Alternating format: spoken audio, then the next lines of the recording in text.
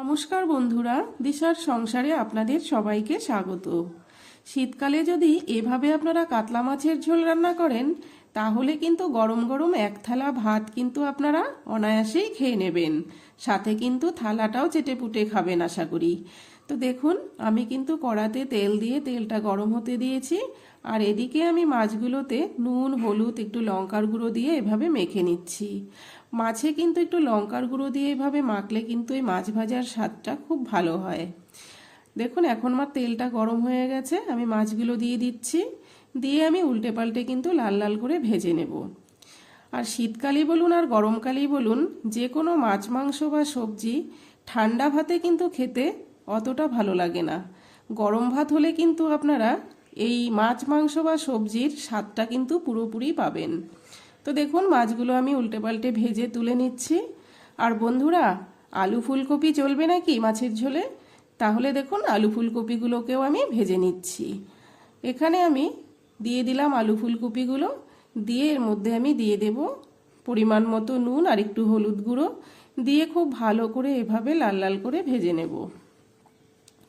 শীতকালে কিন্তু এই আলু ফুলকপি দিয়ে কাতলা মাছের ঝোল খেতে অসাধারণ লাগে। তো দেখুন, আলু ফুলকপিগুলো লাল লাল করে ভাজা হয়ে গেছে, এখন আমি নামিয়ে নিচ্ছি। সবগুলো এভাবে আমি নামিয়ে নিয়ে এখন এই কড়াতে একটু ফোড়নে দিয়ে দেব গোটা জিরে, আর দিয়ে দিলাম একটা পেঁয়াজ কুচি, দিয়ে খুব ভালো করে এভাবে আমি লাল লাল করে পেঁয়াজটাকে ভেজে নেব। তো দেখুন, পেঁয়াজটা আমার লাল লাল করে ভাজা হয়ে গেছে। এখন আমি এর মধ্যে একটা টমেটোকে 4 ভাগ করে কেটে দিয়ে দিলাম। টমেটোটা দিয়েও আর একটু নেড়ে চেড়ে ভেজে নেব। এভাবে ভেজে নিয়ে এখন আমি এর মধ্যে দিয়ে দিলাম হাফ চামচ আদা বাটা। আদা বাটাটা দিয়েও কিন্তু আমি একটু নেড়ে চেড়ে নিচ্ছি। নিয়ে এখন আমি এখানে দিয়ে দিলাম 1 চামচ নুন, 1 চামচ হলুদ গুঁড়ো, 1 চামচ জিরে গুঁড়ো আর 1 চামচ লঙ্কার গুঁড়ো দিয়ে পরিমাণ মতো জল দিয়ে খুব সুন্দর করে কষিয়ে নিচ্ছি। যতক্ষণ না মশলা থেকে তেল ছেড়ে যাচ্ছে ততক্ষণ কিন্তু আমি কষিয়ে নেব। তো দেখুন, মশলা থেকে কিন্তু তেলটা ছেড়ে গেছে। এখন আমি আলু ফুলকপিগুলো দিয়ে দিলাম, দিয়ে সব মশলার সাথে খুব ভালো করে এভাবে কষিয়ে নিচ্ছি। এভাবে কষিয়ে নেওয়ার পর এখন আমি পরিমাণ মতো জলটা দিয়ে দিলাম। এখন ঝোলটা ফুটে গেলে কিন্তু আমি এর মধ্যে এই যে ভেজে রাখা মাছগুলো দিয়ে দিচ্ছি। মাছগুলো দিয়ে আমি কিছুক্ষণ ফুটিয়ে দেখে নেব যে আলু ফুলকপিগুলো সেদ্ধ হয়েছে কিনা। তো দেখুন, খুব সুন্দরভাবে কিন্তু আলু সেদ্ধ হয়ে গেছে।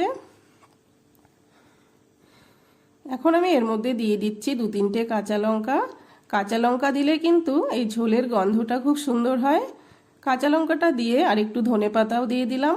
এই শীতকালে কিন্তু ধনেপাতা যে কোনো তরকারিতে বা মাছের ঝোলে দিলে এর ফ্লেভারটা খুব সুন্দর হয় আর খেতেও খুব ভালো লাগে। তো দেখুন, আলু ফুলকপি দিয়ে কাতলা মাছের ঝোল কিন্তু আমার একদম রেডি। তো এই রেসিপিটি আপনাদের কাছে ভালো লেগে থাকলে লাইক, কমেন্ট, শেয়ার করবেন, পেজটিকে ফলো করবেন, আর ইউটিউব থেকে যারা দেখছেন আমার চ্যানেলটিকে সাবস্ক্রাইব করে আমার সাথে থাকবেন।